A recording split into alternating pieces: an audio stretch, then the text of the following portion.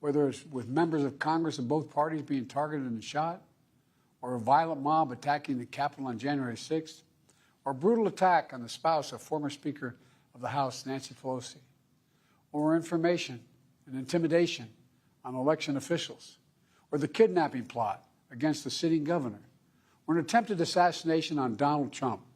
There is no place in America for this kind of violence, or for any violence ever. Period. No exceptions. We can't allow this violence to be normalized. You know, the political record in this country has gotten very heated. It's time to cool it down. We all have a responsibility to do that.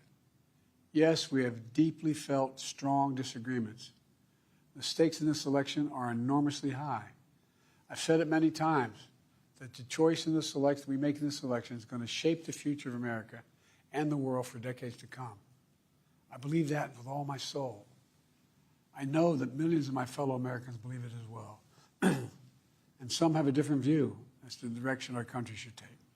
Disagreement is inevitable in American democracy. It's part of human nature. But politics must never be a literal battlefield, and God forbid, a killing field. I believe politics ought to be an arena for peaceful debate, to pursue justice, to make decisions guided by the Declaration of Independence and our Constitution. We stand for an America, not of extremism and fury, but of decency and grace.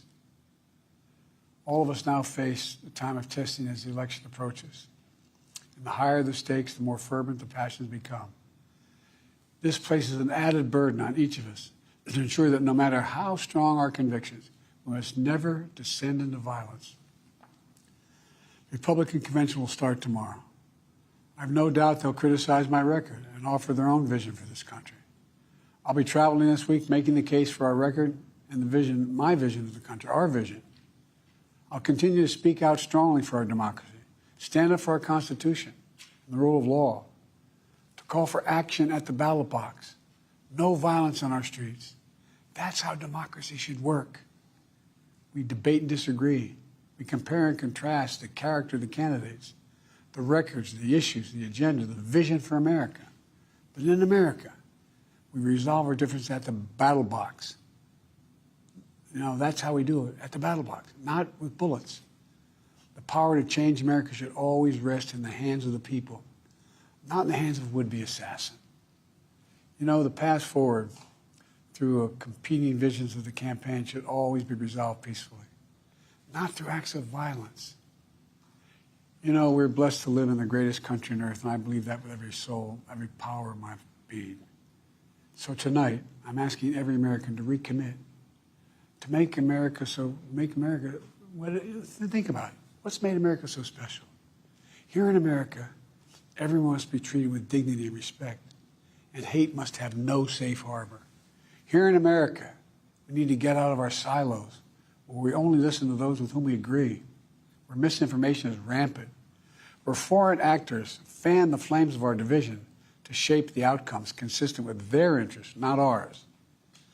Let's remember, here in America, while unity is the most elusive of all goals right now, nothing is more important for us now than standing together.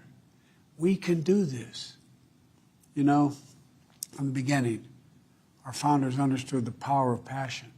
So they created a democracy that gave reason and balance a chance to prevail over brute force. That's the American we must be. An American democracy where arguments are made in good faith. An American democracy where the rule of law is respected. An American democracy where decency, dignity, fair play aren't just quaint notions, but living, breathing realities. We owe that to those who come before us, to those who gave their lives for this country. We owe that to ourselves. We owe it to our children and our grandchildren. Look, let's never lose sight of who we are. Let's remember we are the United States of America.